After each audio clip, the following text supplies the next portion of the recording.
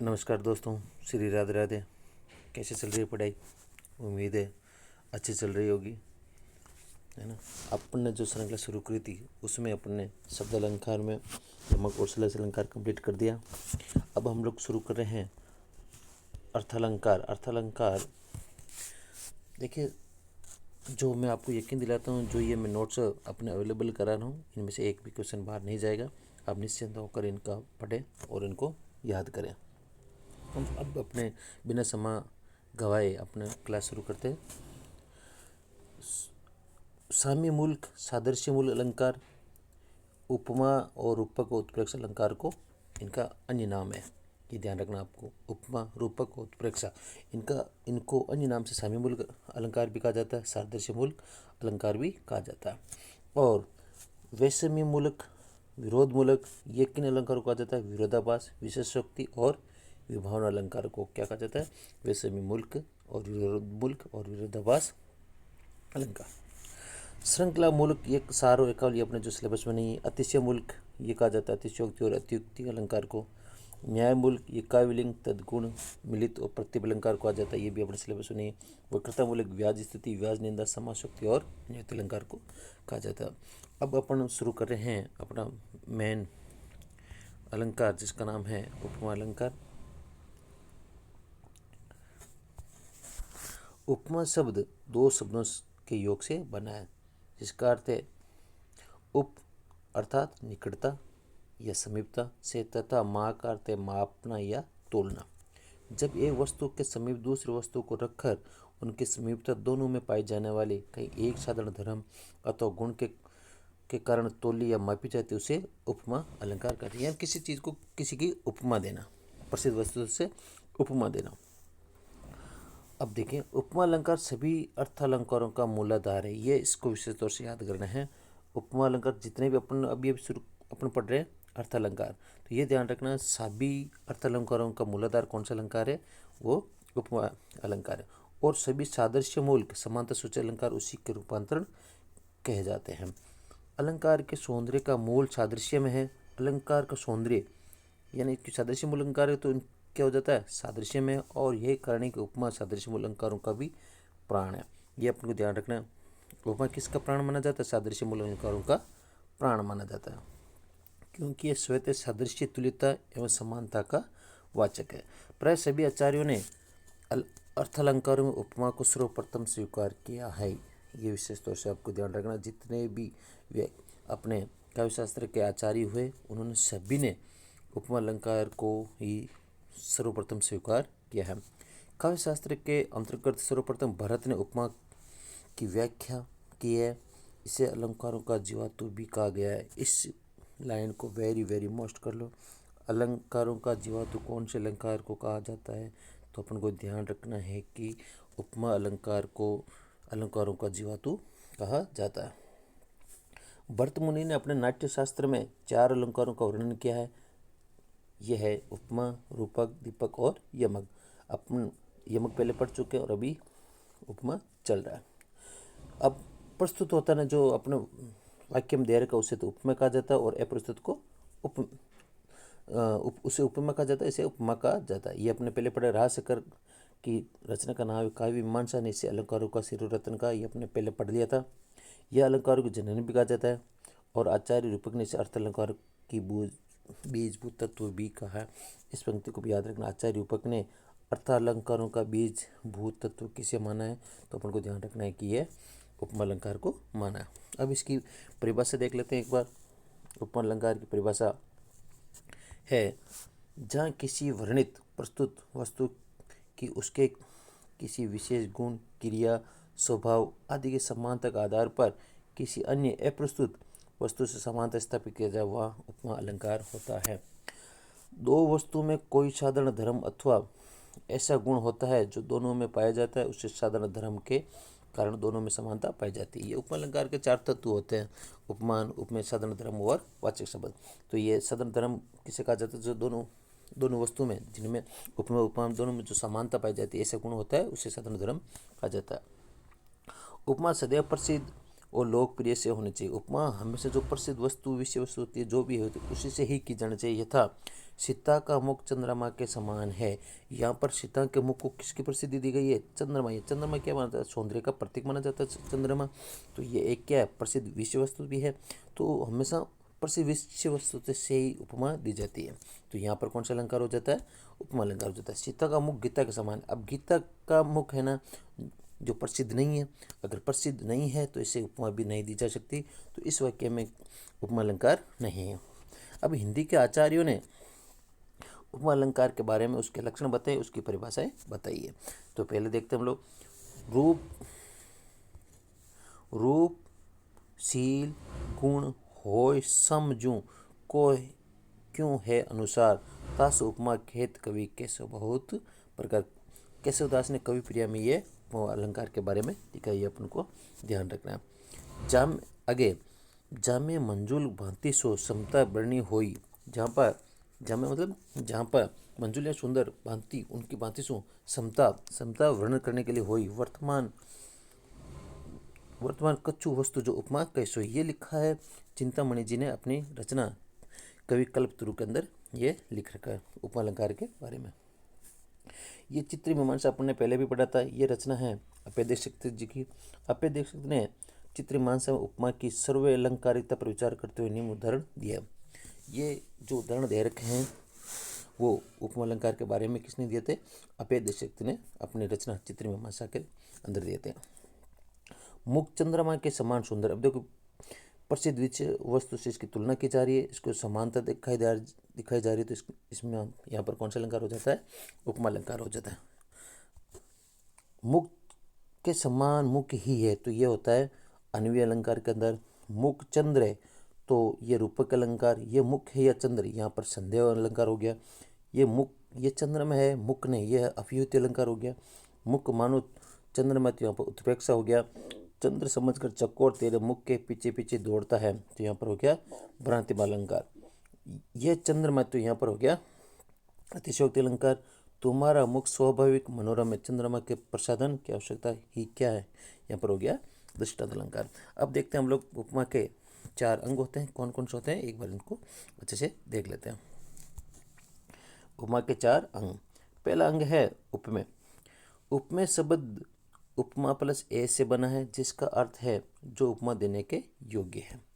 उपमेय शब्द का अर्थ होता है जिसे उपमा दी जाए या जो उपमा देने के योग्य है। जिसकी उपमा दी जाए, जिसका वर्णन किया जाता है, अथवा जिसकी क्षमता किसी अन्य वस्तु से की जाती है, उसे उपमेय कहा जाता है। उपमेय के लिए अन्य शब्द विपरीत होते हैं, जैसे यहाँ से अपन को ध्यान रखना। उपमेय के लिए कौन कौन से शब्द प्रयुक्त होते हैं, ये अपन को ध्यान रखना। एक तो आता है विषय प्रस्तुत। दूसरा वर्णीय, प्रकृत और प्रासंगिक। जैसे अब अगले देखते हैं। मुख चंद्र अर्थात मुख उपमेय। यहाँ पर मुख चंद्र अर्थात मुख उपमेय, यानी किसकी उपमा की जा रही है? यहाँ पर मुखी किसके द्वारा की जा रही है? चंद्र के द्वारा। तो यहाँ पर मुख क्या हो गया? उपमेय हो गया, क्योंकि इसके बारे में बताया जा रहा है। अगला है उपमा का अंग 1 है उपमा।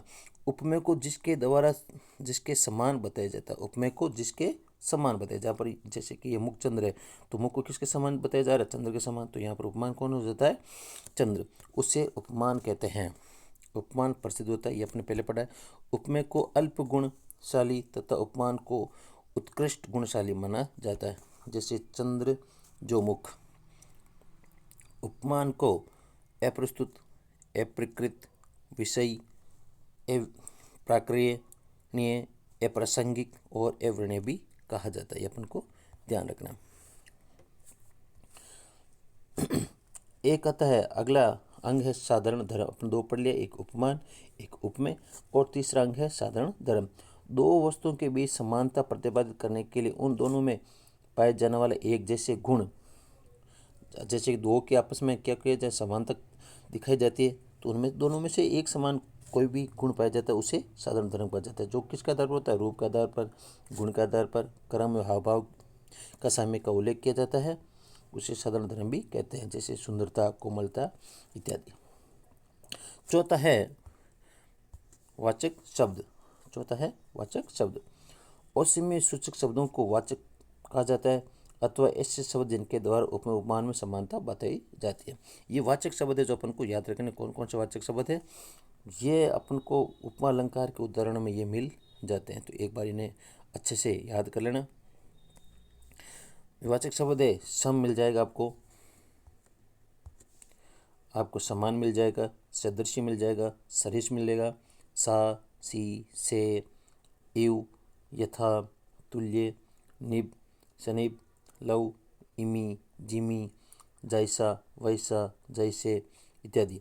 ये शब्द हमेशा संज्ञा के साथ आने चाहिए। ये ध्यान रखने विशिष्ट है, क्रिया के साथ नहीं। ये शब्द हमेशा ना संज्ञा, क्योंकि सेंटेंस के अंदर आपको संज्ञा मिल जाएगी, संज्ञा के साथ में इन शब्दों का प्रयोग होना चाहिए। ये क्रिया के साथ में नहीं आना चाहिए। इसके विशेष तौर से इसे ध्यान रखना।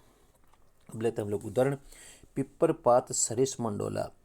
ये पहला उदाहरण है। पिपर मतलब पीपल, पात मतलब पत्ते, पीपल के पत्ते, सरिस मतलब के समान, मन डोला। तो अब किसके बारे में कहा गया? मन के बारे में कहा गया है। तो यहाँ पर मन हो जाता है उपमेय। अब इससे किसकी उपमा दी गई है? तो पिपर के पत्ते के समान, पीपल के पत्ते के समान, पीपल के पत्ते के समान मन डोल रहा है। और इसमें साधारण धर्म क्या है? दोनों में समानता क्या चीज़ है? जैसे मन भी डोलते और पीपल के पत्ते भी डोलते, तो गया साधारण धर्म। वाचक शब्द दोनों में समान किससे बताया जा रहा है? सरिस से। तो अपन ये ध्यान रखना है, सेंटेंस के अंदर क्या होता है, ये वाचक शब्द आपको मिल जाएंगे। और ये कौन सा अलंकार हो गया? उपमा है, लेकिन उपमा भी पूर्णोपमा है। दूसरा उदाहरण देखते हैं हम लोग। दूसरा, सुनी सरसरी सम पावन वनी। सुनी मतलब सुनना, सुरसरी मतलब गंगा नदी, सम मतलब के समान, पावन मतलब मधुर, वाणी उपमेय। अब किसके बारे में कहा जा रहा है? वाणी के बारे में कहा जा रहा है। तो उपमेय कौन हो गया? वाणी। उपमान किसकी उपमा दी जा रही है? प्रसिद्ध वस्तु कौन सी है? गंगा नदी। साधारण धर्म दोनों में समान कौन है? पावन या पवित्र कौन है यहाँ पर? तो ये साधारण धर्म और वाचक शब्द अपने देखो सम इसमें मिल रहा है। तो सम के आधार पर अपन पहचान सकते हैं कि इसके अंदर उपमा अलंकार का प्रयोग होगा। आगे, उपमा अलंकार के भेद। उपमा अलंकार के भेद होते हैं दो। एक होता है पूर्णोपमा और एक होता है लुप्तोपमा। पूर्णोपमा में क्या होता है? उपमा के चार तत्व होते हैं या चार अंग होते हैं। चारों अंगों का अगर किसी सेंटेंस के अंदर प्रयोग कर दिया जाए तो वहाँ पर होता है पूर्णोपमा। और लुप्तोपमा में क्या होता है? अगर कोई भी एक अंग को मिस कर, एक या दो अंगों का उसमें वाक्य के अंदर प्रयोग नहीं किया जाए तो वहाँ होता है लुप्तोपमा। पहले देखते हैं हम लोग पूर्णोपमा। जहाँ उपमा के चारों अंग या तत्व विद्यमान हो वह पूर्णोपमा अलंकार होता है। यथा, उपमा के चार अंग कौन कौन से हो गए? उपमेय हो गया, उपमा हो गया, साधारण धर्म हो गया और वाचक शब्द हो गया। अगर जहाँ पर चारों का प्रयोग हो जाए तो वहाँ पर पूर्णोपमा होती है। पहले उदाहरण देखते हैं। निरखत संतन के शीतल करत नैन, रामचंद्र जू को मुख चंद्र सो लसतु है। तो यहाँ पर किसके समान? रामचंद्र को मुख चंद्रमा सो लेते, तो मुख के बारे में कहा जा रहा है। तो मुख के बारे में कहा तो कौन हो गया? उपमेय। अब प्रसिद्ध विषय वस्तु कौन सी है इसमें? चंद्र। चंद्रमा के समान बताया जा रहा है। साधारण धर्म कौन सा है? लसतु मतलब लसतु करता होता है सुंदर या शोभित होना। वाचक, इसमें वाचक शब्द का प्रयोग हो रखा है। देखो सो शब्द आ रखा है। सो ये अपने पढ़ा भी है, वाचक शब्दों में इनको अपने पढ़ा भी है। ख, उदाहरण देखते हो। ख, कोमल कुसुम समान देहा हुई तप्त अंगार में। तो यहाँ पर किसके बारे में कहा जा रहा है?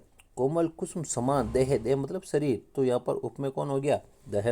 उपमान किसे? कुसुम मतलब फूल। साधारण धर्म क्या हो गया? दोनों में कोमल भी, कुसुम भी क्या होता है? कोमल होता है। और देह यानी शरीर भी क्या होता है? कोमल होता है। तो दोनों में समानता किसे? कोमल से। और वाचक शब्द इसमें समान दे रखा, तो वाचक हो गया समान शब्द। यानी इसके अंदर चारों अंगों का प्रयोग हो रहा है। अगला देखते हैं। पहले सा जीवन है व्यस्त। किसके बारे में कहा जा रहा है? जीवन के बारे में। तो उपमेय कौन हो गया? जीवन। और उपमान किससे दिया जा रहा है? पहली का। साधारण धर्म क्या है? व्यस्त। दोनों, पहले भी व्यस्त है और जीवन भी व्यस्त। और वाचक शब्द हो गया साधारण धर्म। ग, राम लखन सीता सहित सोहित प्रण निकेत। राम लखन और सीता सहित सो रहे निकेत के अंदर। जिमी यानी जैसे, बस वासु कहते हैं इंद्र को अम्बरपुर में। सची में इंद्र की पत्नी जयंत समेत, यानी इनको इनकी उपमा दी जा रही है। तो उपमेय राम और सीता के बारे में कहा जा रहा है। उपमान किसका दिया जाता है? वासु के बारे में। वासु कौन है? इंद्र। सची कौन थी? इंद्र की पत्नी। साधारण धर्म सोहत मतलब सुशोभित होते हैं। और वाचक शब्द जीवी आ गया। देखो, जयंत होता है इंद्र का पुत्र को, सची इंद्राणी इंद्र की पत्नी को। घ। उदाहरण अगला देखते हैं अपना घ। मोम सा तन धुल चुका, अब दीप सा मन जल चुका। उपमेय हो गया तन और मन, उपमान हो गया मोम उपदीत, सदंतरम हो गया धुल चुका और जल चुका, वाचक शब्द हो गया सा। अगला मधुकर सरेश संत गुण नहीं, तो यहाँ पर उपमान हो गया मधुकर, वाचक हो गया सरेश, उपमेय हो गया संत के बारे में कहा जा रहा और साधारण धर्म हो गया ग्राह्य। हंसने लगे तब हरी आहा, तो यहाँ पर हो गया पूर्णेंदु सा मुख खिल गए। तो अपन को देख लो यहाँ पर उपमान को पूर्णेंदु, ये इंद्र के चंद्रमा के बारे में कहा जा रहा है। उपमेय कौन है? मुख है। और वाचक शब्द है साधारण धर्म, ये हो गया, और साधारण धर्म हो गया खिल गया। अपने अभी पढ़ा था उपमा के दो भेद है, एक तो पूर्णोपमा और एक लुप्तोपमा। तो अपने पूर्णोपमा पढ़ लिया, अब देख रहे हैं हम लोग लुप्तोपमा, जिसमें एक ना एक उपमा अलंकार के एक कोई अंग उसमें मिस होगा, एक या दो भी हो सकते हैं, ये अपन को देखना है।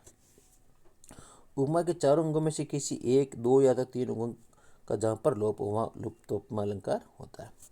एक उपमेय लुप्तोपमा, जिसमें उपमेय उपस्थित ना हो या उसका लोप हो।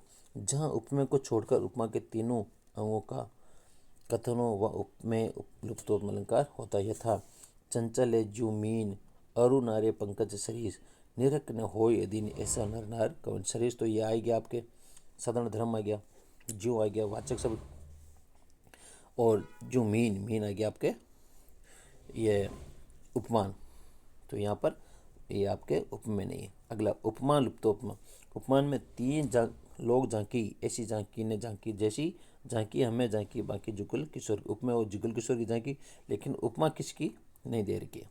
साधारण धर्म बाकी या सुंदर हो गया, वाचक शब्द हो गया ऐसी। साधारण धर्म लुप्तोपमा, कनक से दिन मोती सी रात, यहाँ पर साधारण धर्म नहीं, यहाँ पर वाचक शब्द तो सी है ना, और दिन भी आ गए, या उपमेय आ गया, ये उपमान आ गया, लेकिन यहाँ पर साधारण धर्म का कहीं पर प्रयोग नहीं हो रखा। वाचक लुप्तोपमा, कुलेश कठोर सुनत कटुवाणी, बिलखत लखन सी सब रानी, यहाँ पर वाचक शब्द का प्रयोग नहीं हो रखा है। आगे है मालोपमा। मालोपमा शब्द का अर्थ है माला रूपी उपमा, जहाँ एक उपमेय के अनेक उपमानों का प्रयोग किया जाए तो उसके लिए उपमानों की माला सी बना दिया जाए, यानी एक के उपमेय को उसके ऊपर उपमानों की क्या माला सी लगा दी जाती है, उपमान उसके ऊपर कर दिया जाए, उससे मालोपमा अलंकार होता है। ऐसा करने का मूल प्रयोजन ये होता है कि उपमेय का उत्कर्ष अधिक से अधिक अथवा मात्रा में प्रतिष्ठित हो। जैसे चंद्रमा सा कांति में, चंद्रमा के समान कांति है चमक, मृदु कमल सा कोमल, और मृदु और कोमल के समान कमल, नव कुसुम सा हंसता हुआ, यानी फूल के समान हंसता हुआ, प्रणय से सा मुख रहा। तो यहाँ पर उपमाओं की माला पहना दी गई। एक तरह से मुख है सुंदर, देखो चंद्रमा से सुंदर भी है, चंद्रमा के समान भी है, कोमल भी है, कमल के समान भी। तो यहाँ पर क्या हो गया, ये मालोपमा उपमा अलंकार है। काने जिमी कंस पर तेल तेजतम अंश पर, जीव मलिच वंश पर शेर शिवराज है। काने जिमी यानी काने मतलब भगवान श्री कृष्ण जैसे कंस पर, तेजतम तेज मतलब प्रकाश अंधेरे पर, जो मलिच पर वंश है शेर शिवराज, उसी प्रकार मुगलों के ऊपर महाराजा शिवाजी का आक्रमण है। हिरण्य से मीन से, देखो यहाँ पर मालूम सुखंजन समान चारु, अमल कमल से विलोचन ये तुम्हारे, तो यहाँ पर मालोपमा अलंकार हो गया।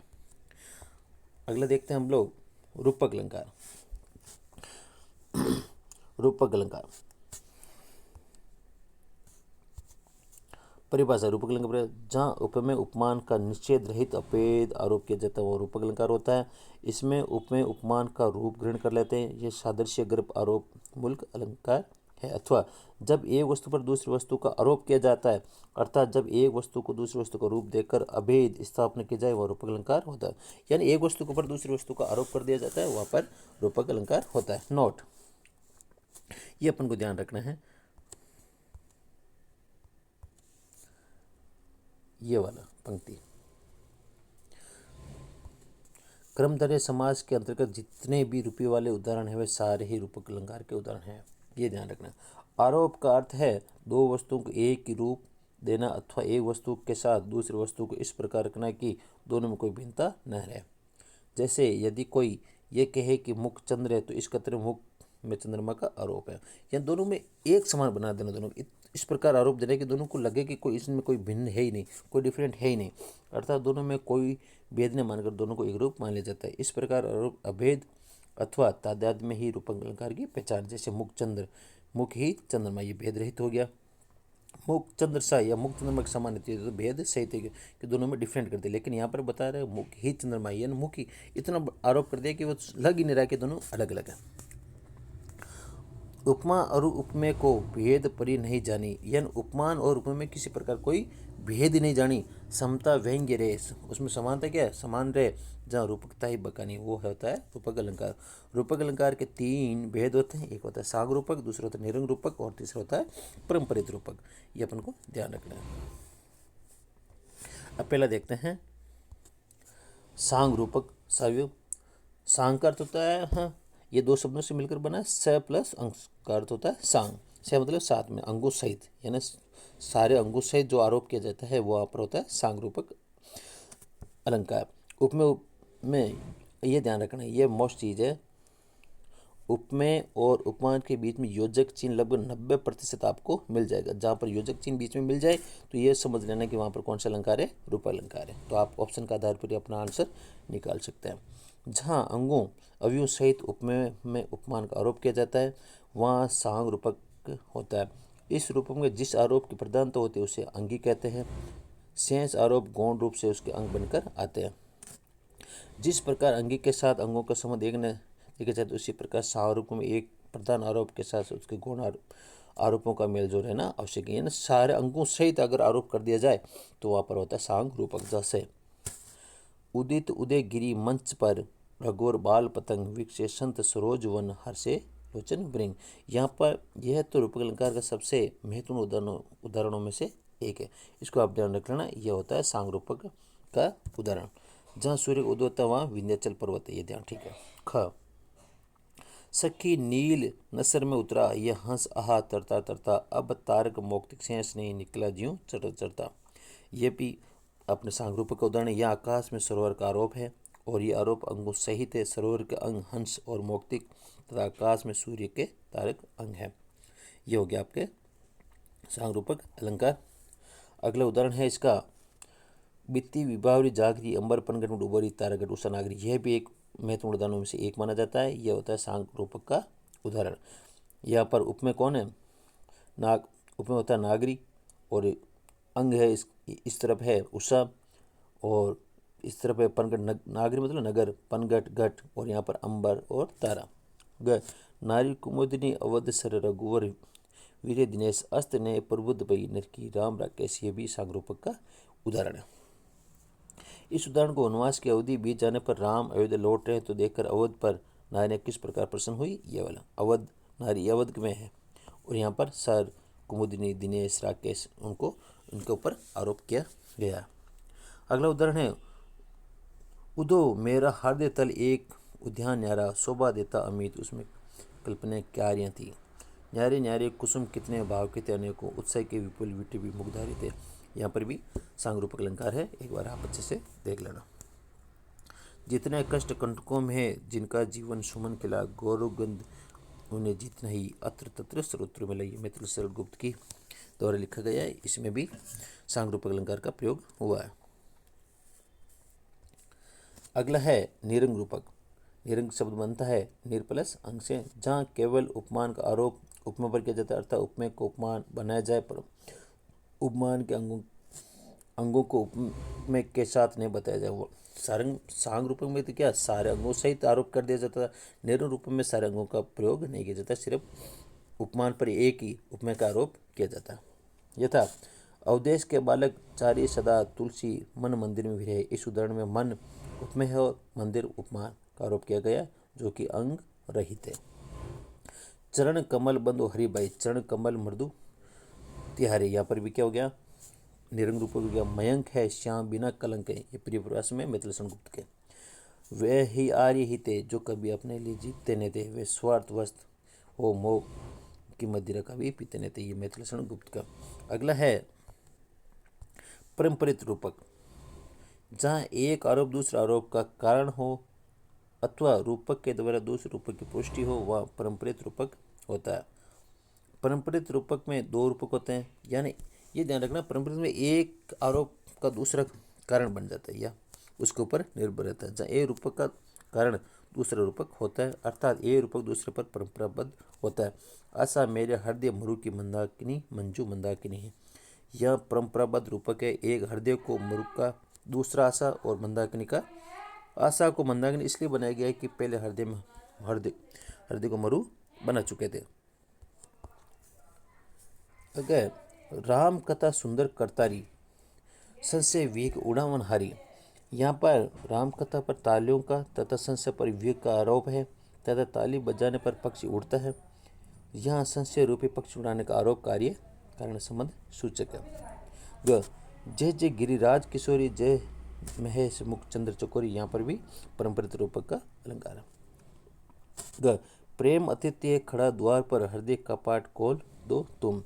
विशेष अपेदेशिक ने अपनी ग्रंथ कुल्यानंद में अर्थाधार पर रूपक के दो भेद किए। ये ध्यान रखना, अपेदेशिक ने अपने ग्रंथ था उनका कुल्यानंद में रूपक अलंकार के दो भेद किए। एक तो है अपेद रूपक, दूसरा है तद रूपक। अभेद रूप में जब उपमेय को उपमान का रूप दिया जाए, दोनों में कोई भेद न रखा जाए, तो वहाँ पर होता है अभेद रूपक, यानी दोनों में किसी प्रकार कोई भेद न किया जाए। दूसरा है, उन्होंने अपेदेशिक ने बताया है तद रूपक, जब उपमेय को उपमान का रूप दिया जाए पर दोनों में कुछ भेद रखा जाए। अभेद रूप में किसी प्रकार का कोई भेद नहीं होता, और तद रूप में भेद होता है। इस हेतु अन्य, दूसरों, दूसरे, और, अपर, दूजा आदि शब्दों का प्रयोग किया जाता है। ये ध्यान रखना है। तद रूपक में इन शब्दों का प्रयोग आपको मिल जाए। इन शब्दों का जहाँ पर प्रयोग होता है तो आपको ध्यान रखना है कि वहाँ पर तद रूपक अलंकार होता है। जैसे मुख दूसरा चंद्रमा, जैसे देखो यहाँ पर दूसरे शब्द का प्रयोग हो गया। यहाँ मुख को चंद्रमा समान बनेगा, पर दूसरा चंद्रमा मूल चंद्रमा नहीं, ये कहकर ये भेद रखा गया। ये राजा दूसरा इंद्र, तो यहाँ पर दूसरे शब्द का प्रयोग हो गया।